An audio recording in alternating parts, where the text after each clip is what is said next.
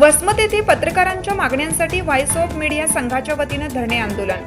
हिंगोली जिल्ह्याच्या वसमत शहरात पत्रकार बांधवांच्या विविध प्रलंबित मागण्यांसाठी व्हॉइस ऑफ मीडियाच्या वतीने आज वसमत येथील उपविभागीय अधिकारी कार्यालयासमोर धरणे आंदोलनास सुरुवात करण्यात आली। या आंदोलनात तालुक्यातील तसेच परिसरातील अनेक पत्रकारांनी उत्स्फूर्त सहभाग नोंदवला। पत्रकारांच्या सुरक्षेसाठी कायदा करावा, मानधन व पेन्शन योजना लागू करावी, शासकीय योजनांमध्ये पत्रकारांना प्राधान्य द्यावे, तसेच विविध समस्यांकडे शासनाने तात्काळ लक्ष द्यावे या प्रमुख मागण्या यावेळी मांडण्यात आल्या। आंदोलनादरम्यान पत्रकारांनी जोरदार घोषणाबाजी करत आपल्या मागण्यांकडे प्रशासनाचे लक्ष वेधले। यावेळी आंदोलनकर्त्यांनी सांगितलं की पत्रकार हे लोकशाहीचे चौथे स्तंभ असून त्यांच्या अडचणी सोडवणे ही शासनाची जबाबदारी आहे।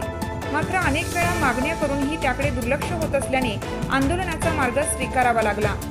या प्रसंगी व्हॉइस ऑफ मीडियाचे पदाधिकारी व स्थानिक पत्रकार मोठ्या संख्येने उपस्थित होते।